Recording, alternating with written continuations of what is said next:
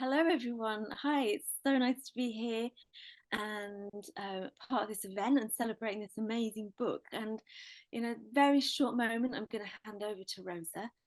But the first thing to say, I'm going to say a few things, not very much, but the first thing to say is thank you, Rosa. Thank you so much for this book and for this body of work and for bringing this to us. This work that brings so much light and newness to a history of poetry that can often feel like we've missed the party. But with this book, the party and the play and the miraculous season of poetry feels like it's just getting started. Bunny Lang, as Frank O'Hara said, and it's wonderfully at the beginning of this, said of her poetry, it's like she's calling us long distance from a place where it's all still happening. And the work of V.R. Bunny Lang, poet, playwright who died in 1956 at the heartbreaking age of 32, is offered to us here in this book, not as a kind of formalized, finished oeuvre that's all itemized and categorized for us to kind of study and take lessons from, but it's here. There's no dates. It's just this kind of wonderful bit happening. It's so attentive, and it's this space where we can move with her impulses, and we can move through accounts of her outfits as much as accounts of protest and polemic and readings of her mythology, where tonight is still tonight. And she recalls dialogue with friends, with imagined kind of actors, and this falls into treaties of colonial history, plans again for tonight and tomorrow night and the next night, and the reflections on the theatre that she established. Her verses kind of hop across hours. I love the way they move through time, and from the small observations to these incredible kind of acid, accurate rows with poetry itself. In the introduction, Rosa, you describe that Bunny and Frank O'Hara worked out how to be poets together. It means so much to me, that phrasing. This book feels like it's for anyone who's working out how to be a poet, and that's something poets probably ought not to stop doing. And so there's so much in this book that we can work with and follow along with, and how to be a poet and start again and restart. And Rosa, your work as a poet, scholar, lecturer in modern and contemporary literature at St. Andrews University feels so in tune with this book, where practice and study and care and love all come together. Rosa's lyric essay on Pothos, is it Pothos? Pothos, a book of libraries, full of libraries and cemeteries, and was published by Broken Sleep in 2021. And it's a book that where we also learn about memorial and research. And I just think these things come together so well in the way that you've so carefully and lovingly put this incredible book together. So thank you. And I'm going to hand over to you now to do some reading and for us to hear from you and your work on this book.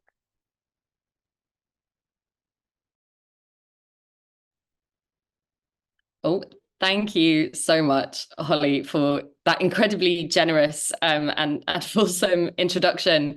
It's really very, very kind of you. And thank you all for coming. Thank you so much to Carcanet for hosting this.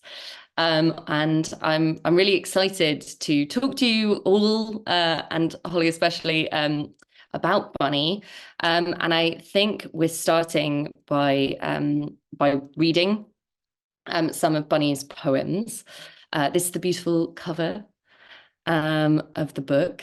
And I'm going to start by reading from really what I think of, or what I call in the introduction, Bunny's magnum opus. And apologies for the fact that I endlessly refer to her as Bunny, by the way. It's an over-familiarity bred from this project. She has this incredible long sequence called Poems to Preserve the Years at Home. And I think one of the reasons I wanted to start with this tonight is because in many ways it's a way of Bunny introducing herself. So I'm just going to read the very first section from Poems to Preserve the Years at Home. 1. First year. Cocktail party. It takes all day to dress, thinking about it, eat, wash. Finally, the exquisite touches, employing choice. To this one, I'll wear pale green silk stockings. There'll be nothing but poets there, or the writers of terse short stories, one celebrity, catch as can, a green silk handkerchief too. This is Miss Lang, Miss V.R. Lang, the poet or the poetess. Bynum, would you introduce someone else as this is J.P. Hatchett, who is a Roman Catholic? No, then don't do that to me again. It's not an employment, it's a private religion. Who's that over there? What do you want me to say then? What an illogical position. This is V.R. Lang, she lives at home. She lives at home. She lives at home. She knows how to play backgammon, no bridge, no canasta, likes to drive in her car, has had 2 accidents so far, and 2 poems published this year. 2, the first 2 in May. And who cares anyway? Bynum and one other. A hopeless ass who has a bigger car and a nasty fetish about the way I wear my hair. All his girls wear their hair the way I do, I see from snapshots. We'll see about that. Come August, I'll cut it all off and wear it very short. Come unto me, you friends of my childhood who still remain, and we'll try it again. Jack, who still is a contemporary, and Bob, who is good for the movies. Violet always picks the hits, he said bitterly after my last outrageous choice. Letters to friends. I get these continual colds. I forgot to ask, did you pass your reading exams? It's curious. I don't seem to be able to accomplish anything. Everything begun, nothing ever finished. Heaps and piles of waste. How is Keith? Not that I give a good goddamn. No man is going to make me suffer ever again. Put it in the corner with the unmailed letters.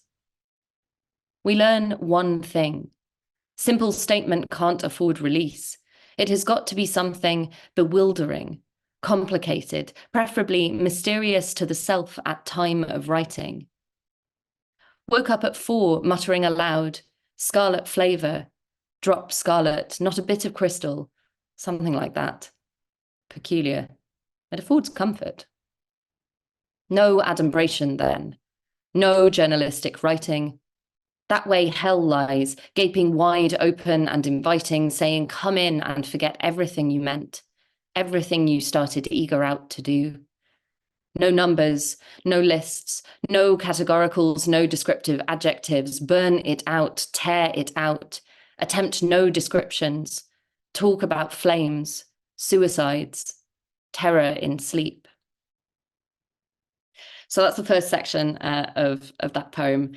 And I think one of the things I find so amazing about it is this movement from this sense of kind of gossip and this quite casual name dropping way of kind of approaching poetry, and then it moves, you know, over the course of really not very many stanzas to these kind of huge questions about what poetry should do, about its place in her life, and about these incredibly kind of huge feelings at the end. Next up, I'm going to move to a slightly less heavy poem in some ways. And it's just a short one called The Bear.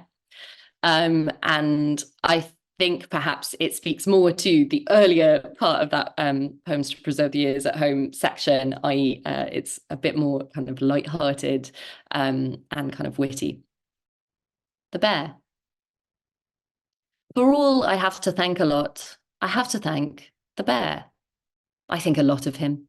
I think of his dear ways and his unselfishness, his merry gaze and his ingenious remarks, which so enlivened our Saturday night card parties. How he twinkled when he awarded the prizes for hearts.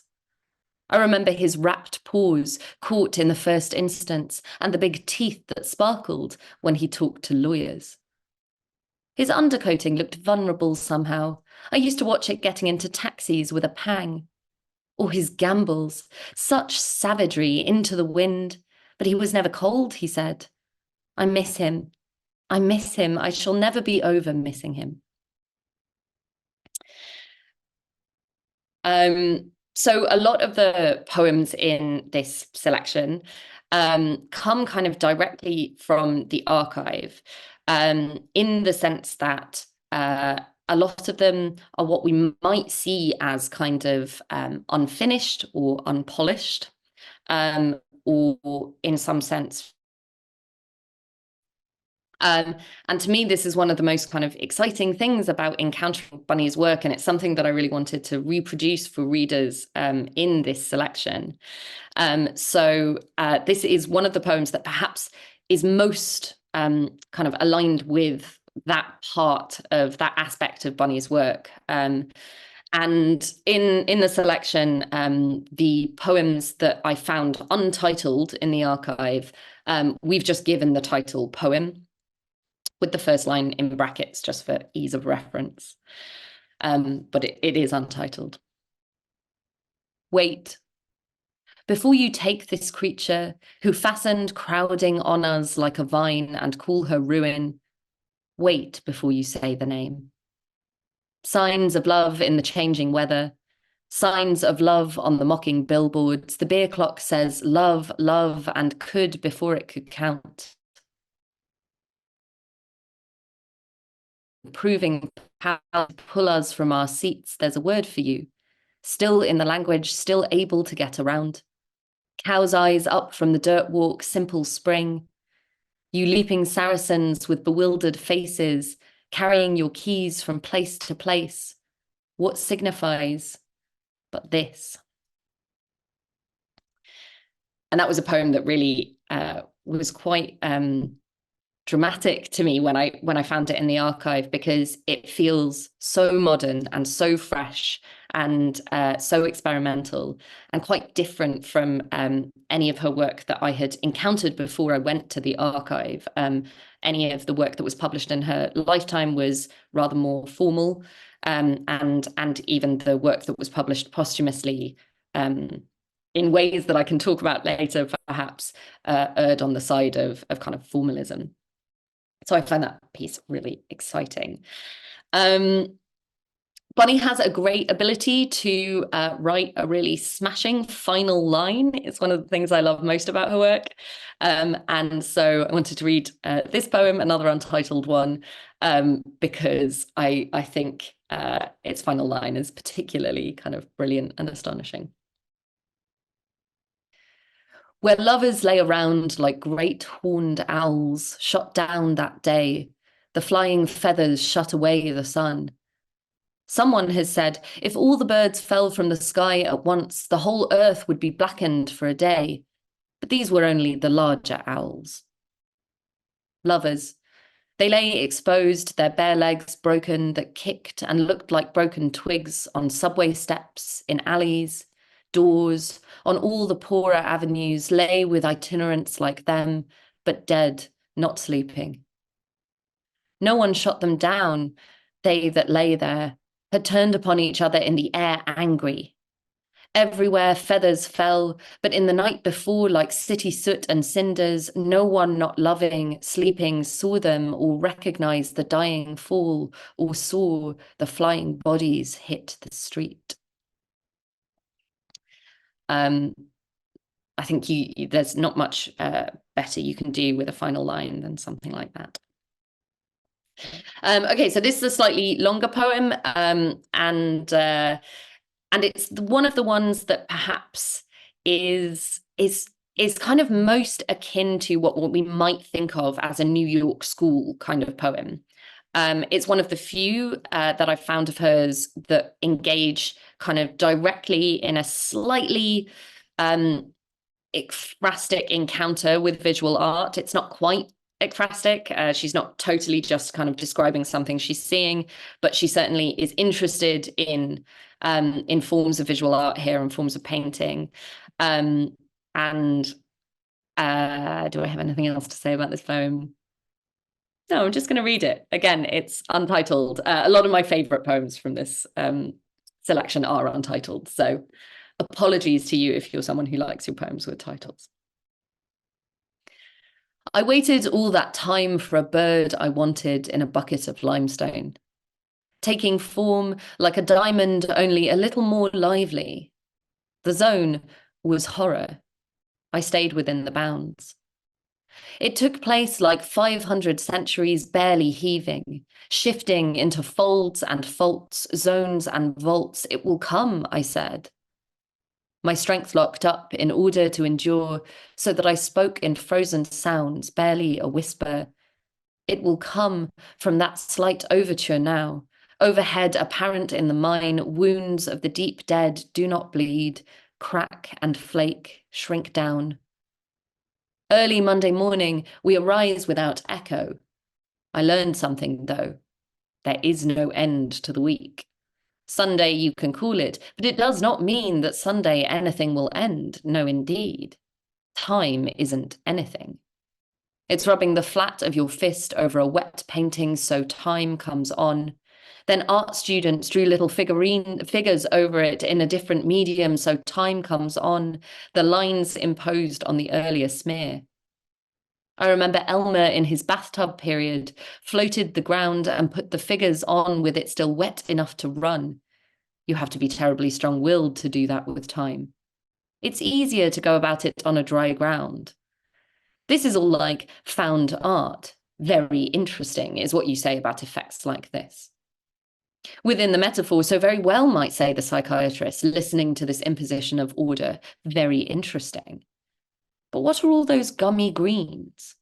What lines disappeared in the muddied colours? What, oh what indeed? I know something else. You never really find out. A whole new set of figures gets set down. You can't go back that far. You have to find out from the future. In that future, you happen all over without end, and it's smear again, no line drawings. What would it be without line drawings? I can tell you. Terrible. Again, great final line from Bunny there. I think some of the kind of ways in which Bunny is particularly interesting is in her use of kind of theatricality as part of her poetics, as well as an actress, as a director, as a playwright. And I think of this as quite a theatrical poem. I think partly because she's playing with rhyme at various points here in quite an interesting way, in a way that feels to me sort of declarative and theatrical. White of eye, blonde of bone, the victim always hunts alone. Yes, I wore this very dress the night that Virgil died, and you, as stricken as you were, remember. I believe you are what I've been looking for, and will pretend you were not married, nor had a Russian analyst, did not eat soup at dinner, or refuse alcohols, or chew coffee spoons, or belch. Such is my faith. For yours, I only ask you break with me almonds. My eyes are limes, now yours to squeeze, or slice for lemonades. My fingernails were not what you observed, but dames, not damson plums, not dredged with septic stains, ladies' hands. See lines of pain perform upon the potted palms. I think that next up, I'm so sorry, I'm very dependent on the wonderful Jazz moving the things along for me, because I didn't pre-prepare my actual copy of the book with the poems I was going to read in it. So I'm very much reading from the screen. Thank you, Jazz. So I'm going to read, Bunny has an interest in, I think, sequences. So I've already spoken about Poems to Preserve the Years at Home, which is 14 sections long, a very lengthy kind of sequence. Already Ripening Barberries Are Red is another sequence, nowhere near as long as that. And I thought I would take the opportunity to read this whole sequence, just because I think it's really some of her most fascinating work. And she's responding to the epigraph from Rilke, which I'll read as well. So from Rilke, already ripening barberries grow red, the aging asters scarce breathe in their bed. Who is not rich with summer nearly done will never have a self that is his own. 1. This time was very like the last time. A metaphor would do as well. A stranger bathing in the sea survived a snail. The real could not compete with the original. Through these revivals, I have held to one idea. I have had it well or ill. As large as life, my own, for reference, not knowing exactly what it is, but it is all. Yesterday, I drove 4 miles to get the mail. Today, I lie here going bad. You know I can. The sun leaves the beach like the tide itself, washed out like water, soda bright and mineral, sinks to the sandgrass, then breaks fall to sit above me on the dunes. I lay awake all day. I stared at a burnt match 6 feet away, stiff at my feet like a scarecrow's spine. So by a buried animal, sometimes a stick will stand without his name. 2. Seen at the beaches, stones, as various as profane. Feet go back to whence they came, shins go back to knees, and knees go home. I told you once, you have forgotten it, how gulls from this island go at sunset with the ferry to the inward islands, spend the night, return the next day or the next, indifferent to where they were or will be, but expedient, just turning back to fly here with the morning boat. Or so a day we went to one of those bars. There's nothing else to do at night here except the summer theatre or bathing in the bay, or just to sit on porches looking at the fog. On Pentecost, I think it was, a dog I patted bit me in the leg. The people with me burst out laughing. Nothing since to write that is amusing. 3. My head is bleached, the casing too. I feel it beating when I shut my eyes. I think the innocent may meet in paradise and speak together still and blue. I'll not meet you. Children shall, who race and stamp on beaches, whose cries go out to sea. They are themselves sea creatures, hard outside and soft in through. They have no tongues for talking like we do. If they should die, before they go back to the mainland after Labour Day, they would, I know, still speak together, still and blue. We have no tongues for talking like they do. Our fantastic bones bite inward and unseen, not sanded like a child's, not salty and not dry, not open to the wind, not bleached by sun. Our flesh is all apparent. Ourselves are done and known. They lay behind us, pointing to the land. The lists are taken and the weather done, the letters written and the mailboat gone. What we are is known by some. Others need not guess. Wherever we applied for permits or paid taxes, we left reports of our engagement. That time was wasted in the search for home. Returning inland, touch with sun, I can watch the gulls without resentment. 4. Oh, so, heard at the post office? Hate. Nobody likes their mail. Even the mothers of sons grow weak and spoil. I wanted a dog, one wept. I heard her cry. Or a white hawk, or a shark. That was July. Time enough to compromise when weather will not fail. Now the circuits spark and grab that later will be cool. Light can come. Only I know at 6 in summer from what is dumb. I will find the mirror image later, falling from bridges to bridge beneath. Fountains then in quiet shows, equestrian statues, in reflection come to faith, crookedly contained, in lines bent in from the horizon. The sun makes bad, never so whole or well. I climb to deeper than I can to sleep. All I know is all I keep. Someday, not today, I'll write you.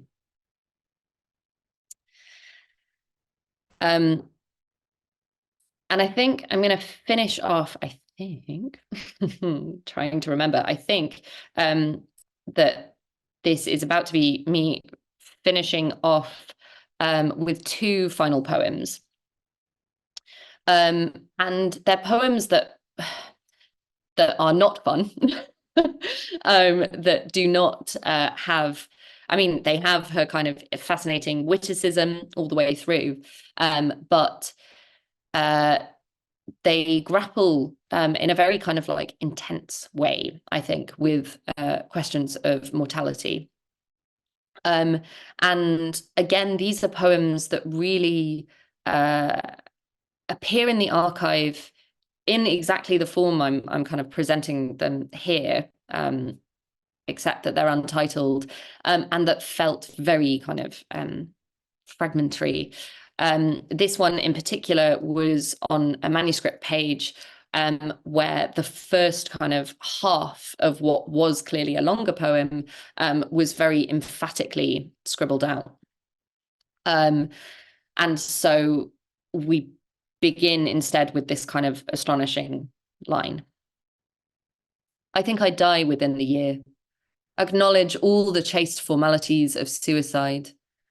You'll go nowhere as you were, and if you did, you'd stand by even water shot with hatred, having come there yourself the same. You have to turn, become quite simply something other than you were. So, looking back to where you were, shall you say, this was not me? Is nothing of identity with what I am, with what I will be? Permit yourself this solstice. Permit deliverance. A little death by skinning, stepping free, taut skin into white skin by the total anger into recommitment, honor it by ritual. Fast 30 days. On the 30th day, drink only water, wear only secret clothing, speak to no one, proceed out by moonlight only. And finally, this poem, I almost thought about not including in the selection because, as you'll be able to see, one of the reasons that I'm really delighted to be able to read it to you tonight with it on screen is that you'll be able to see that there is this kind of very long line right towards the end, or long pair of lines, in which you could assume that perhaps what's happening is that Bunny is really trying to work through a redrafting process and is trying to work out what is the right word to use and has typed out a sort of long set of words. And then there are also two words, at the bottom. I am going to read those final two words incorrectly. In that I'm going to read them in the opposite order to the way they actually appear on the page, because that's how I read them in the archive. That's how I came across this poem, and felt, I think, because of the capital letter at the beginning of Cry, and Carnage being so far across the page in the white space, I read them in that order, and I'm sure for many reasons Bunny would be very annoyed with me, but that is how I'm going to read them to you tonight. A terror to love what death can take, a terror to take what death can touch, a terror to touch what is taken too late, knowing what was taken must be kept and what is kept cannot be taken. A terror to touch what lives to die, that which is not token but is temporized, that which is not taken but tampered with, beyond all power of its execution. Taken, tested, trusted, twisted, turned, adumbrated, telescoped, tarnished, tangled, shivered, shot, kaleidoscoped, caught, shot, hung, cry, carnage. I'm fairly sure that was the last poem that I had planned to read in this section.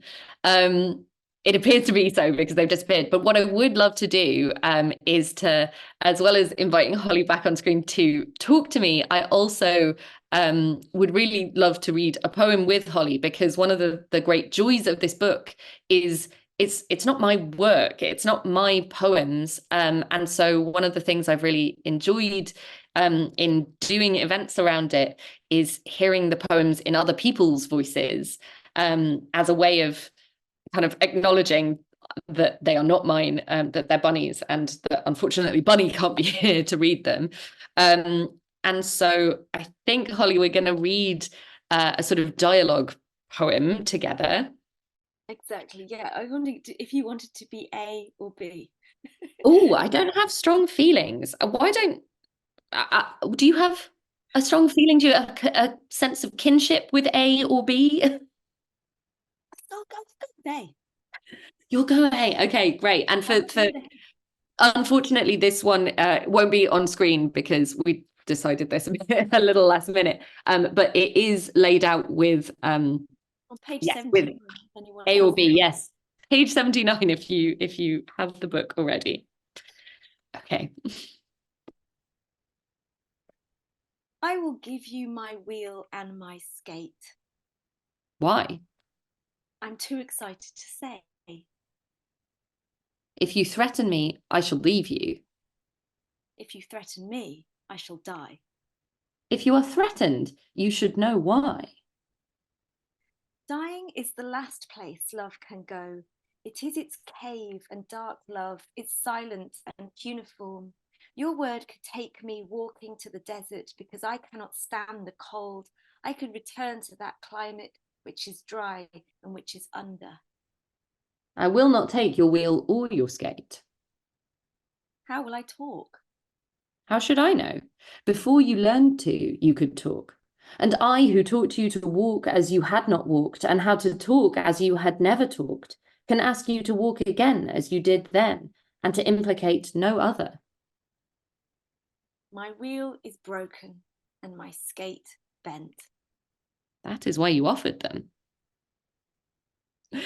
Thank you so much for doing that with me. I feel like it's so exciting not only to hear it in someone else's voice, but also to actually perform that as a dialogue is really delightful. I haven't done that yet, so I mean, we should do it more. I could do it loads. I find this book just extraordinarily like fun to perform and like do the voices. Like it's full of voices, isn't it? And the you know that's you must have had fun finding the moments where theatre, playwriting, and the poems kind of like sort of joined up. yeah, absolutely. And it does happen all the way through, that there are these moments where it feels like, there's almost cracks in various personas, and the light of what I think of as Bunny's voice comes through. And then at other times I know she's playing, I know she's doing this kind of, really, either she's writing lines for characters or imagining kind of her speaker or herself as other characters. And she just seems to sort of thrill in that in a really amazing way. That's so interesting. And if I may start kind of just talking to you a little bit, I think we've got a couple of questions in the box, but I'm just going to kind of just muscle in a little bit because I'm so interested to hear you talk about your experience in the archive, and especially in those last couple of poems, because as I was reading it, I was really feeling your experience as well, like feeling your experience as this kind of archive devotee. I mean, I don't know if anybody else in the audience has done this kind of close, intense archive work, but I remember what you were saying at the beginning, how you call her Bunny because you've become this kind of familiarity because you feel so close to her. So there's this archive kind of devotion research stage, and then moving into the editor.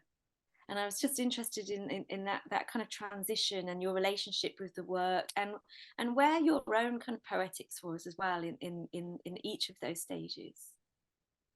Yeah, I think it's really interesting. My own poetics was not present at all in the like total devotee stage, because that did feel like a kind of subsuming of my own identity into bunnies. I just kind of was in the archive and turning, these pages upon pages. There was just such a wealth of stuff.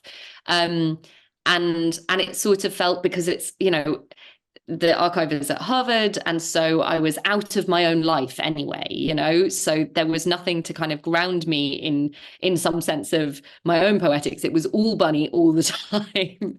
And then the sort of movement, as you say, from that kind of scholarly devotion to the editorial, which did feel like it required a bit more distance. Otherwise, what I would have handed to the good people at Carcanet is just like a big armful of all of Bunny's papers, and being like, could this be the book, please? So I did have to try and kind of exercise a degree of kind of aloofness or distance from it. And to start thinking about a reading experience as well, that it wasn't just about me and Bunny anymore. It was suddenly about, like, how do I take this to other people and allow them partly to have the experience that I feel like I've had, but also to have their own completely separate and different experience that fundamentally comes from like holding a book rather than like shuffling your way through dusty folders. So trying to deal with the fact that none of her work is dated, as you mentioned in the introduction. There are really no dates available for when she wrote any of this, because, a chronological selection would have made a lot of sense, but that was just not available to me as an option. So I had to start thinking about what pieces speak to each other the best. In what ways can I show the breadth, what I think of as the kind of like incredible breadth of her work, her style, to try and take in, yes, the sort of exciting fragmentary stuff that I was probably most attached to, as well as some of the much more kind of, I don't want to say conservative, but just slightly more formalist or traditional or conventional poems that had that sheen of being kind of definitely worked and reworked and polished and finished, which some of which are very excellent as well, I should say, what I think so, and try and work out how those spoke to each other in a collection, what the kind of movement of that selection looked like. And at various points I was really, carrying around like this big folder of all of this stuff and trying to work out how it all fitted together, and spreading documents all over my floor, trying to be like, okay, where's this? I hope there was a moment with the documents on the floor. there always is, there should be, and hoping as well that it was, I don't know, in some sense, what she would have wanted, right? That I wasn't misinterpreting her, that I wasn't trying to impose my own, as you say, my own kind of poetics too much. I was, trying to kind of keep some of that at bay, but also inevitably, because I had no one, I mean, obviously I had very brilliant colleagues and peers and great poets and writers who gave their thoughts. But in the end, a lot of it was just like my own taste, and someone else might have gone into that archive and come out with a different selection. But how long but were I you in guess the this archive is what we've for? got. Sorry, say that again. How long were you in the archive for? Just So back and forth a little bit. I first went there when I was writing my PhD, when what I was looking for was actually less sort of archival poetic material and more kind of biographical stuff. And so I did a sort of stint there of about 3 weeks whilst I was writing my PhD. And it was a very, very hot summer, and I went ever so slightly sort of loopy because I didn't know anyone in the kind of Boston, Cambridge area. And it was me and Bunny day in, day out. And then I went back once Carcanet had reached out about this book and we'd put a plan in place. I went back to be able to like actually finalize making sure that I'd catalogued everything that was in the archive in order to be able to start making a selection and typing it all up and all the rest of it. fantastic. I mean, I think you've just done such an extraordinary job, and I think it took a kind of poet's intuition to kind of create it in the way that you have, because it feels, you do feel the kind of the significance of this body of work, but you don't feel kind of, it's like in this wonderful kind of manageable shape. You can experience it in quite a kind of really well articulated way. So I'm just so impressed by how you've done it, and I think it's wonderful. There's more I want to ask you. I feel like I should pass it over to some other people, but I mean, I could talk to you forever about the theatre and the archive, but yes, well, maybe we could kind of weave some of it in. And the experience of time as well, which is something I want to come back to, not only in the kind of just verse by verse, how different kind of registers of temporality kind of occur, but then across the whole book as well.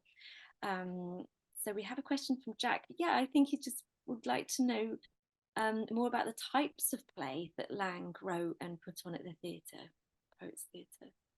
Yeah, absolutely. So she, in 1950, co-founded the Poets Theatre in Cambridge, Massachusetts, which was the first Poets Theatre in the US.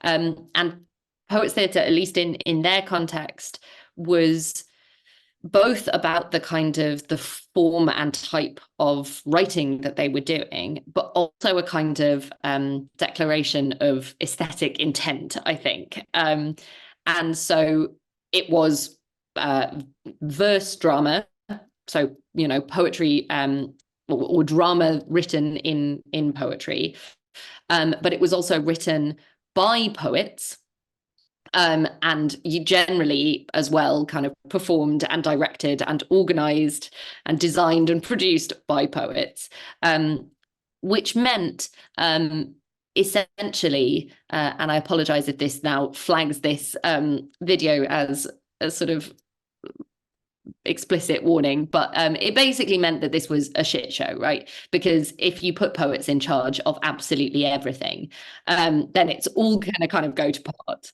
Debts, So well, they're huge debts, weren't they? and this is the thing, is it was kind of this incredible artistic experiment, because it was quite subcultural. It wasn't officially attached to Harvard, even though a lot of the people involved were Harvard students. And it had this quite chaotic, subversive, subcultural kind of aspect to it. So as well as it being kind of poets theatre because it was, written and produced by poets, it was also poets theatre in the sense that it was an approach to theatre that was deliberately experimental, that was deliberately interested in kind of forms of innovation in literature, in performance. They were kind of working off a little bit of the high modernists. They were quite inspired by, T.S. Eliot writing verse drama, but also pushing back against the ways in which that was highly formal and kind of quite institutionalized. And they were interested in doing this much more chaotic thing. There was a lot of drama on and off stage, let's say. And I think it's, and it didn't stop. Like, it's still going, isn't it? Poets Theatre. I mean, it carried on, and it carried on. Kevin Killian and Leanne Brown and Jodie Bellamy still do Poets Theatre, and it's fantastic. It's a wonderful tradition, and I think, yeah, the shit show never never stopped either, did it? It's always going to have No. this wonderful kind of playfulness. There's not another question, but there is a request from Paul Thompson, who's written a review, asking if he could put the review of the book in the chat. And I say, go ahead. Yeah, just put a link to that in the chat. That would be fantastic. So I wonder if I could just ask you about, I mean, this is quite a difficult question, but I've written some notes because, I mean, essentially, I'm just really interested as to how you would, what kind of politics do you think she had, and what were her politics? Because there's this fascinating kind of move from introspection to some and playfulness and eccentricity, but also like some anger actually, and kind of anger at the way art and poetry are positioned. There's some quite kind of critical writing about the history of America and her own history as well. So I was just really struck by these kind of movements and these kind of. It would be easy to say this is eccentric, playful, kind of like crazy, kind of like dandy-ish poetry, but it's really not, is it? There's lots of very kind of like kind of angry moments. Absolutely. Yeah, I really think that it's one of the things I kind of love most about her is that there is this latent and sometimes not so latent rage in a lot of her work. And I think, I mean, biographically, Bonnie came from an incredibly kind of upper class family in Boston. She was expected to kind of, I mean, she was a debutante. There was an expectation of a kind of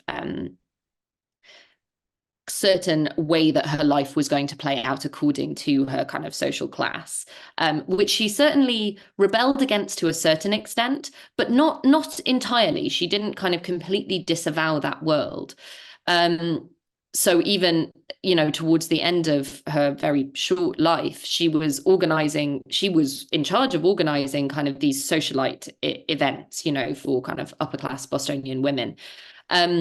So she didn't entirely disavow that world, but certainly she did come into a lot of contention with it.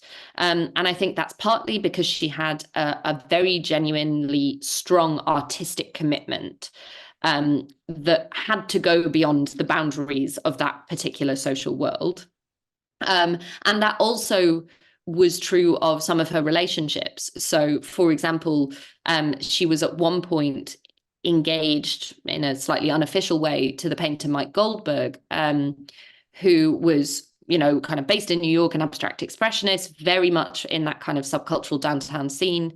And he was Jewish, and she brought him home to her father, who apparently kind of reacted in a very anti-Semitic way to the suggestion that they might get married. And in the end, that relationship did end, but not as a result of that. Bonnie kind of continued seeing Mike Goldberg for a while, even after that reaction from her father. And so I think it's clear that there was a sense in which she was subversive, as you say, not just for the sake of being eccentric, not just for the sake of kind of rebelling in a kind of fun way that had no kind of backlash for her, no real kind of impact on her. I think she did have commitments and ideals.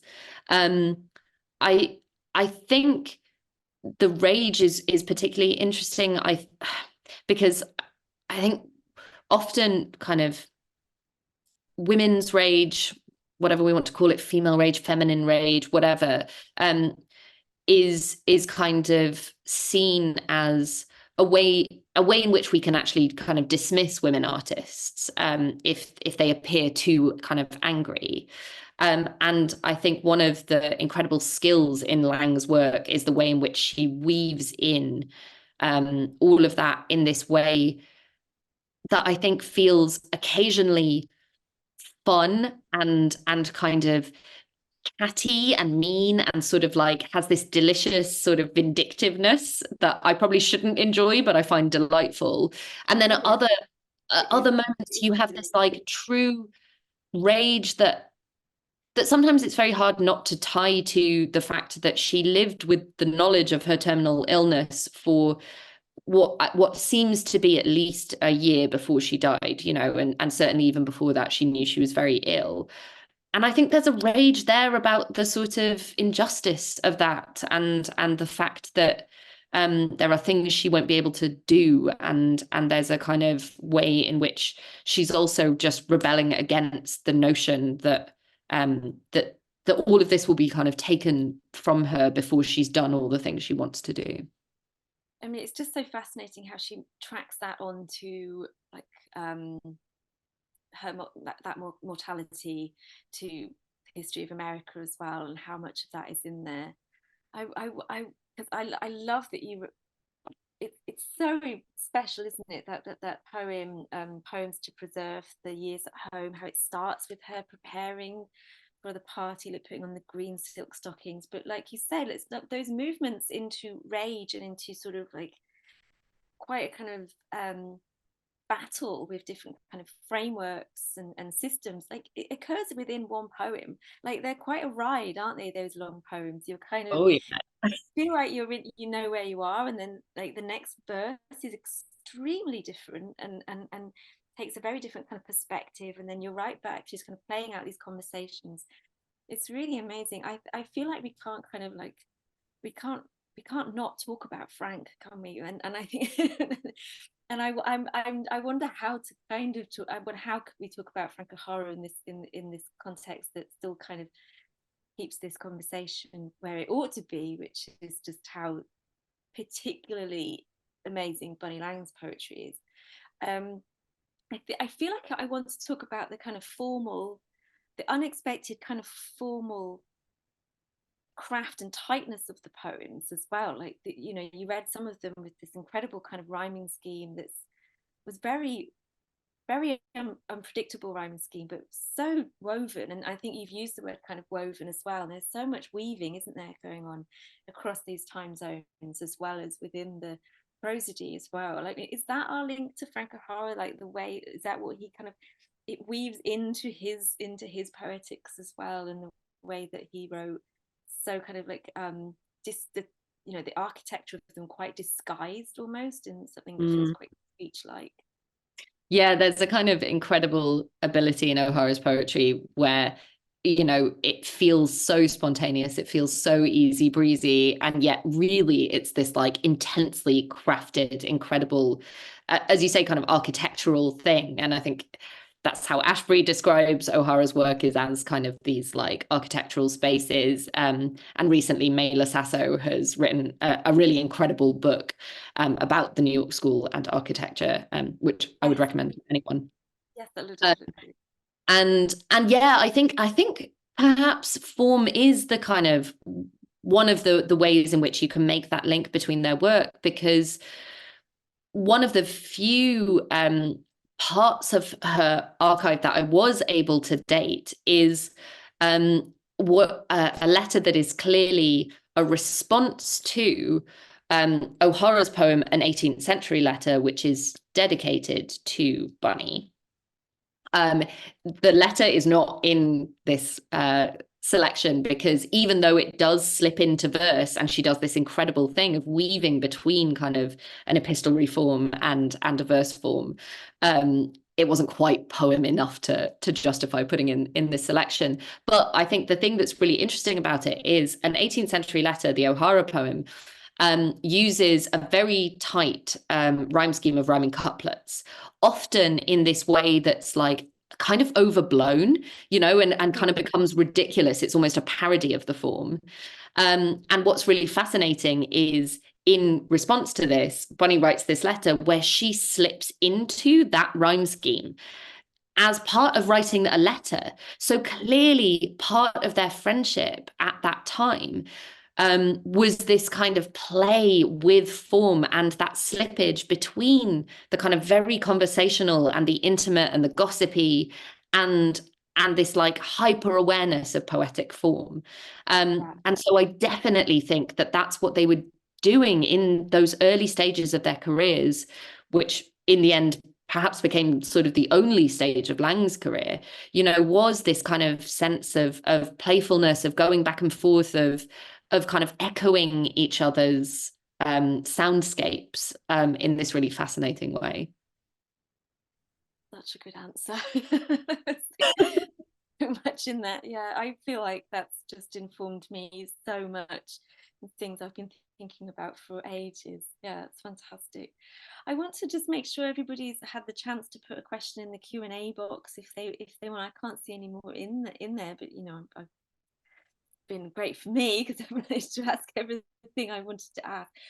I probably got time for one more question, I think, haven't I, Jazz? And I'm going to take your silence as a yes. I I just want to kind of draw on this moment in Poems to Preserve the Years at Home. It's, I think it's like the first end of the first section on page 212. It says, no numbers, no lists, no categoricals, no descriptive adjective, burn it out, tear it out. attempts no description, talk about flames, suicide, terrors, and sleep. It just feels like that's a kind of methodology, isn't it? That's her talking to you.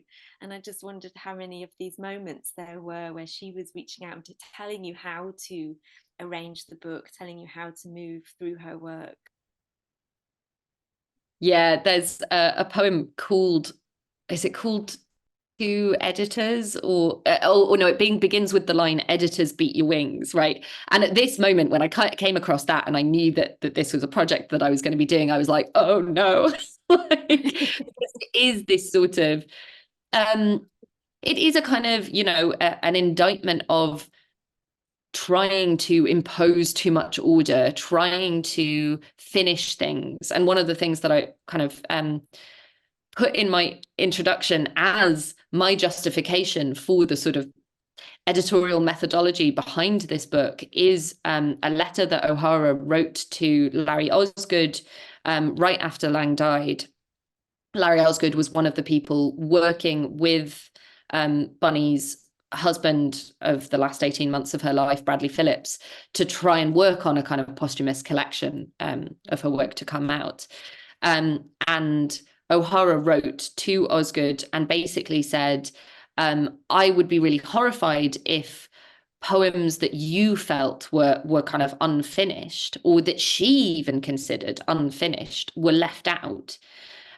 Because actually this is something that Bunny and I talked about, and we had this feeling that sometimes you write a poem and you think it's unfinished and you walk away from it and you come back to it and you realize it has kind of finished itself, that it has become that aesthetic object, it has kind of crystallized into something.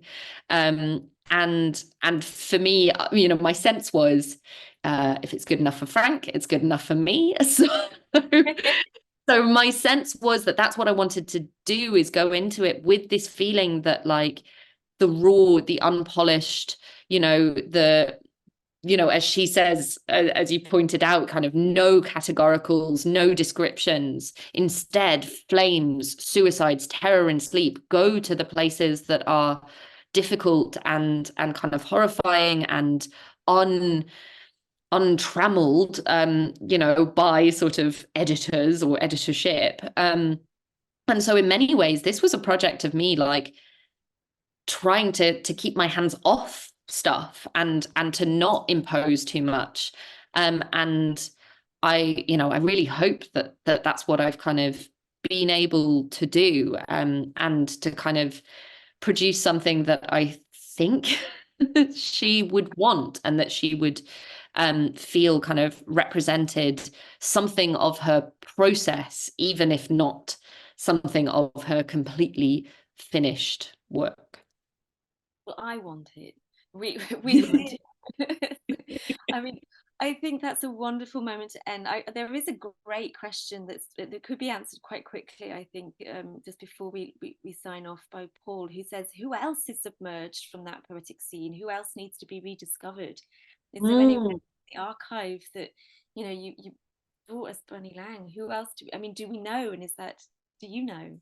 I mean, interestingly, I think my feeling is often I'm very drawn to women writers, and Bunny was in some ways quite unusual in that scene, in that there were women around, but they were mostly actors. There was Alison Lurie, the novelist, but actually other women poets are kind of lacking in that scene. There are, however, some great queer men that I think probably should have a bit more attention paid to them. Hal Fondren, actually Edward Gorey, who is not a poet but an illustrator, who will be known to some people, but I think he was really integral to the scene around the Poets Theatre, and a kind of a fascinating and quite eccentric figure, who was actually roommates with Frank O'Hara at Harvard, which is just a fascinating and delicious pairing that, yeah, exactly, that would be great to think about. But there are always more women, more queer folk, more people of color that are submerged in the archives that we need to find. And I hope that work continues in all sorts of ways. Me too. Me too. Thank you so much. Thank you, Holly, for such wonderful questions, and to everyone for coming and asking questions and being excited about the book. I'm really thrilled about it. So thank you. Thank you guys so much, and congratulations, Rosa. This has been great. It's like amazing to hear those poems read out loud. Yeah, Michael was saying to Rosa earlier, and I'm sure you guys all agree that like we've been so excited about this book. So it's just amazing to have it out in the world. And thank you all for being here and for your questions and stuff. You can see that I've put the link in the chat for you. There's a discount code. Thank you for paying your £2. You can get that back off the cost of the book if you go to the website and use the discount. But it'll come as an email tomorrow. And if you email me because you're having any trouble, I will help you get a copy of the book for you and all of your family and your friends, because they should all have one. So that's it. Congratulations, Rosa, and thanks so much, Holly. It's been a real pleasure having you here with us. Please join us again next time. Next week, we're launching a second collection by Isabel Gallimore. It's called Baby Schemer, and she's going to be talking to Jory Graham. So definitely put that in your calendar. That's in the chat for you too. So that's everything. Thank you and bye.